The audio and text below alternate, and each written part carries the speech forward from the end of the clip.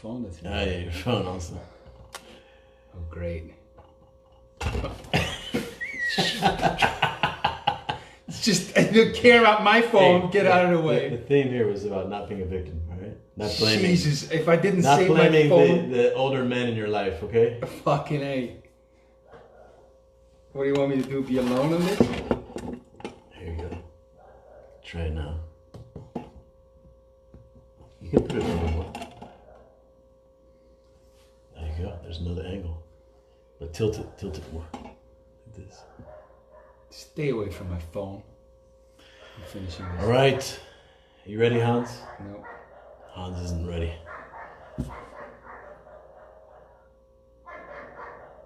Got the dogs barking outside. It's a rainy, cloudy day here in the south of Brazil.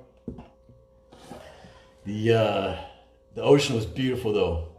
That was great this morning, wasn't it? Great waves. Man, we've been on a spell of like a week with great, fairly peaceful ocean, beautiful waves. It's us becoming very proficient body surfers. That's what it is. It's maybe you just float bigger because, or better because your ego's getting bigger. Maybe that's what it is. As if that was possible. As if that was possible. All right, man, look how much better my camera is than yours. It's not about my ego, it's about my phone's. All right, so today we're talking about how a father or an older man can go back for his son or a younger brother. How a father or older man can go back for his son or a younger brother. There are, Hans, many young men in the world today who are trying to make their way in a world where they feel like no one really gives a fuck about them. Especially older men, and you could include in there civilization or society, which is often a kind of masculine thing. You know, it's what's imposing the laws and the order and the call to responsibility is often kind of like a masculine thing. And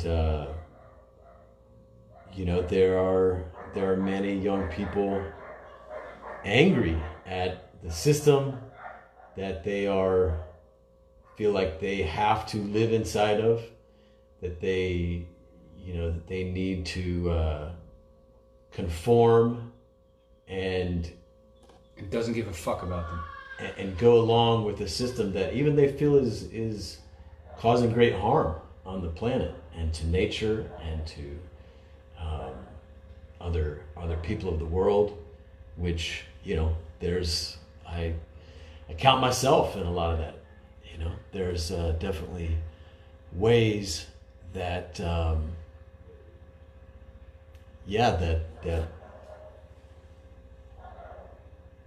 our ways of kind of dominating nature and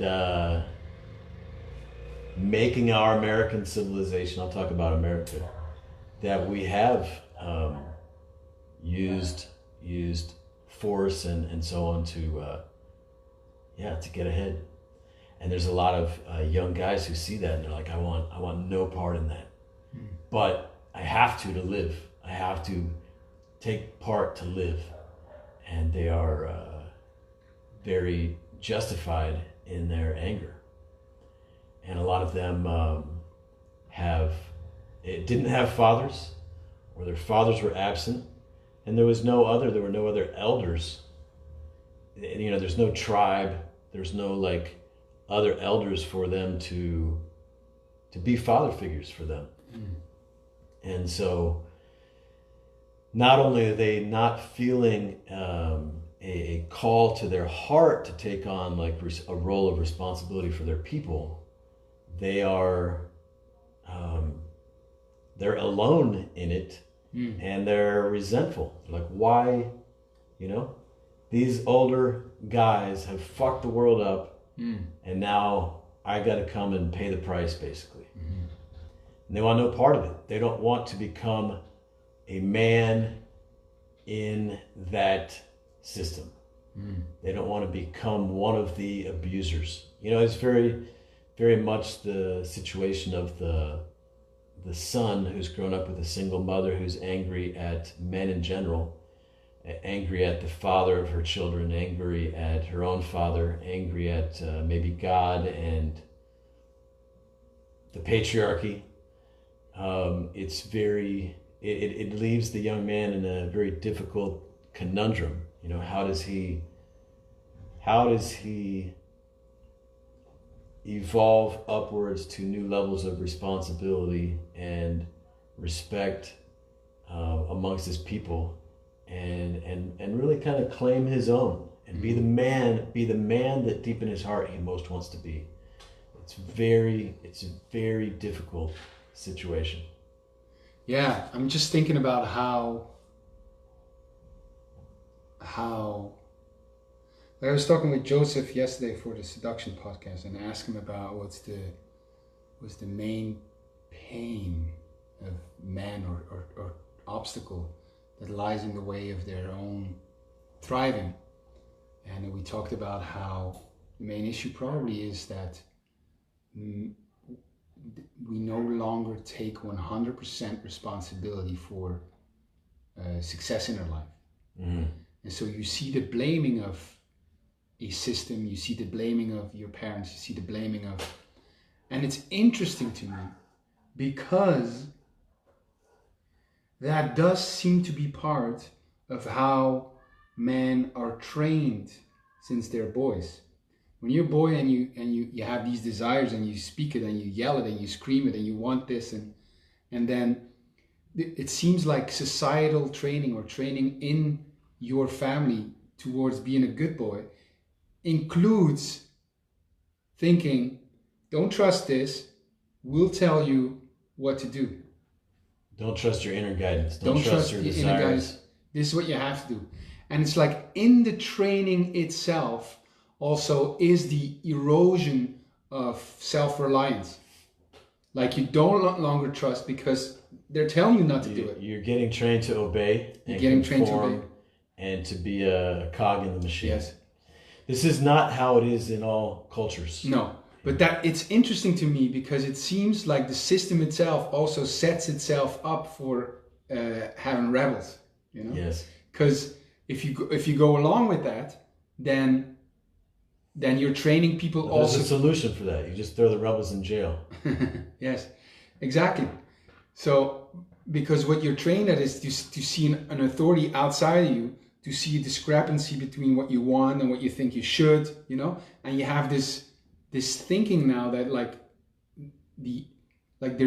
it comes with a blame also of the parents, of the outside, and it comes with a not taking 100% responsibility, you know, and so I was just thinking of that, like if you just look at it as from the outside and look at the system that the system is, you could start thinking, fuck, that's not working very well, you know. Well, yeah, thinking of taking responsibility for many men in this kind of a situation could seem like, oh, I take responsibility and then kind of become one of the oppressors, you know. It's almost something that you kind of have to do to elevate yourself in the hierarchy of the society, is push aside all of the injustices of it, all of your complaints about it, and just focus on moving up. Just focus on moving up. And I see the stand of a lot of these young men is like, they're like, no, I don't want to become one of you. Yes. I don't want to validate this system. I don't want to become... Yeah, it seems the only way to win in it is to become the least oppressed. You know, there's always something higher or someone higher that will tell you what to do, you know. And I never thought of this, but I see how, like we talk about you talked about a family where a young man is really like rebelling against not just rebelling against his parents, but really blaming him for the shit he's in, and I'm thinking, well, yeah, I mean, if you come at a point as a family where your kids are hating you, and blaming you for everything that's happened, it's one thing to say, well, he's a man now and he's not taking 100% responsibility, which you could argue for, is true. But I'm thinking in the whole thing, who has created that system there, that family, is the parents, and they're ultimately responsible for the conflict that they're in right now. They're the ones who could have who've created that in a way. Yeah, all these years. If the children are upset at the parents, but this, you could move back even one layer further of responsibility, because here are two parents or one parent who they're also in this system. Yes.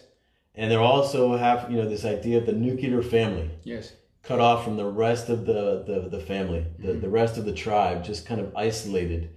And expected to give everything that these children need to become really self-responsible, whole, happy, well-adjusted, humans on the planet. And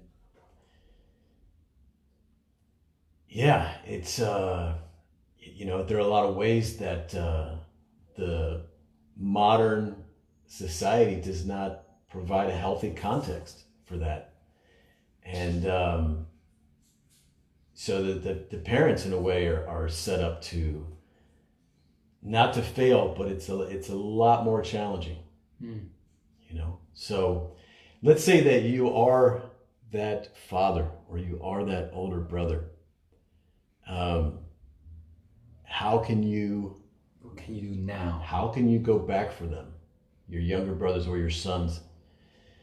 Now, I personally, I have a story of basically saying, fuck you to to my mother, and then leaving home, and then kind of F you to the world and going out to make my own way, and then going back for my younger brothers. But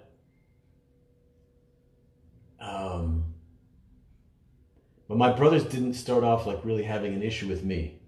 So in a way that was easier than a father who's arrived at a point where his sons are very, very, very angry with him, blame him for the situation that they're in. I think the challenge is an epic one. It's an epic one for a father, but it could be the greatest thing that he ever did. So what can he do? The father how can he go back for his son who's blaming him for everything that's wrong in his world and in the world? Well, if they're in communication, the first thing that he can do is, because here's the point that he wants to get to. He can't just blame his son into adulthood, into manhood, into a better place. If what he wants is to help his son claim full responsibility in a beautiful way, in a powerful way, and grow to be a great man, then his son has to feel that he gives a fuck. Mm-hmm. His son has to feel that his father gives a fuck about him and understands him and cares. That's first, so. Those are two different things. Because the care, you could even make a point, that you could argue that every father cares, about the son, but to understand. So here's the rule of thumb. It's not whether the father thinks that he cares or understands. Exactly. It's if the son feels like his father cares or understands, and those are two different things. Mm-hmm. So the father might be, I understand, you're just, you don't want responsibility, you want to blame me, you're this, you're that, you're whatever. I understand, I get it, and I can imagine what you're feeling, Get out there and take responsibility and get to work. Yes. Stop blaming me. But if the father wants influence, the one thing is to feel that his father really gives a fuck about him. Mm-hmm. And so if you're the father, you can say that you understand and you care, but you really have to ask you have to wonder what your son would say. Exactly. Does my dad give a fuck? Does he care about me? And if that's a no, and he can know, He'll know. If you're getting, really angry communication from your son, that's an indication. But so that's one thing, and there's another thing though. There's another piece. Okay, but before you get to that piece, how do you let your son know? How do you get to the point where the son feels things that you care? It's a great question. You can't just say I care. Exactly. So you can't just say it. What can he do, the father? Yes, well, how would you know that someone cares about you?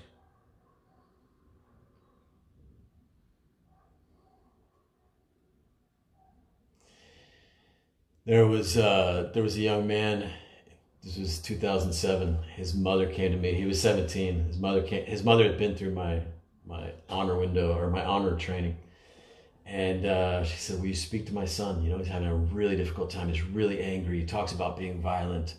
They just come here from the Middle East to the States."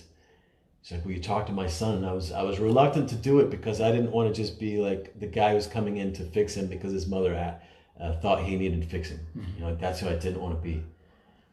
But finally I told her, like, I'm not gonna,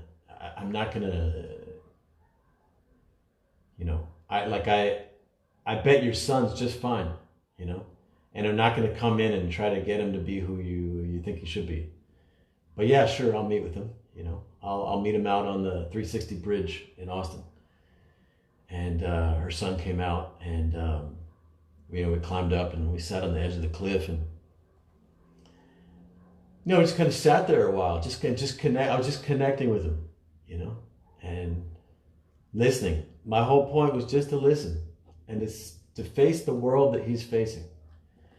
And mostly we're just looking at, mostly I'm not looking even at him. We're just both looking off into the distance, into the valley, looking south.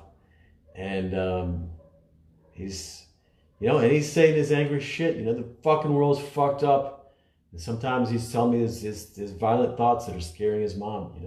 I think about this. I just think about, shooting a bunch of people up or whatever. And I'm like, I'm just looking at what he's looking at. Like, yeah, I get it, man. I get it. And I really was at a point where it's like, this guy's totally not fucked up. His anger is justified. And I validated his anger. And, I felt that anger myself.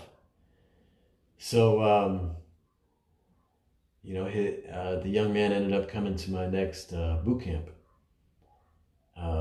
But not because his mother thought he should. I imagine it was because he felt like, he felt seen. He felt heard. He felt like I could see what he was facing and I wasn't judging him. And so that's essentially what if you're the father who's, your sons are rejecting your authority. They're not listening to you. They don't want to be like you. They're angry with you. They blame you. You have to, and it's difficult, right? Because you don't want to see his point of view if his point of view is seeing you as what's wrong with the world, mm-hmm. what fucked him up in life. Like, you don't want to do that because it's really, really painful. But the point is not to decide who's right or wrong. It's not about agreeing with what your son blames and says is wrong with the world. It's about just sitting with him, mm-hmm. and feeling what he's feeling and seeing the world the way he's seeing it. And that's it. That's the first step. And as you do that, the son can start to open up and see what you're facing. What are you feeling? And see that's the first step. But there's another piece ultimately. And it's not enough just for the father to have compassion, because the father actually has to be the kind of man that the young man respects. He at least has to be some, he probably has to step his game up as far as being a man.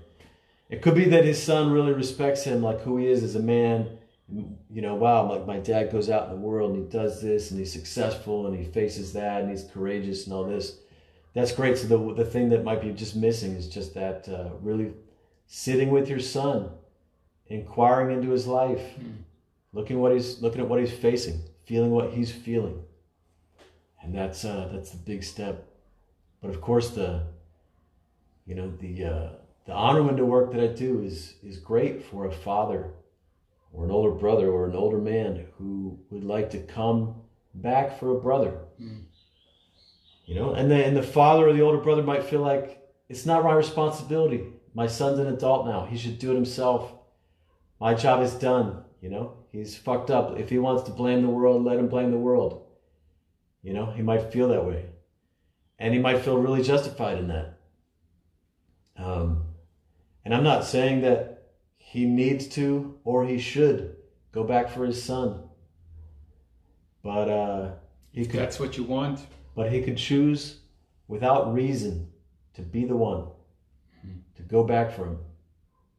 And it could be his grandson, it could be his nephew, it could be the kid next door. He could choose to be the one guy in that young man's life who truly gives a fuck. And then because of him, that young man finds his way in the world, becomes a man that the young man respects, the man that the young man wants to be. An incredible gift. It's an incredible gift to be that and give that to a younger man, or to your son, or to your younger brother. Be the one who saves his son. Be the one. There's an incredible amount of honor in that. And then for the rest of his life, that man can feel the honor when he looks at this young man and the progress he's making in his life. And so many older men are missing honor in their life. They themselves perhaps had no call to honor. They themselves are not feeling respected and honored by their son or by younger men. Well, if you want that, you're not going to get it through judgment. You're not going to get it through shooting all over the kid, You're not going to get it by judging. You're not going to judge him into becoming a great man. You're not going to get it by saying, I love you, don't disappoint me.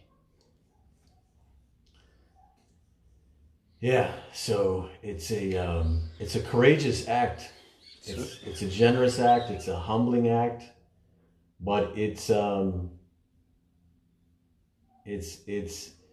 kind of epic journey an older man or a father, an older brother could go on that will have them become a greater man, even more respected by the rest of their people and community and by themselves.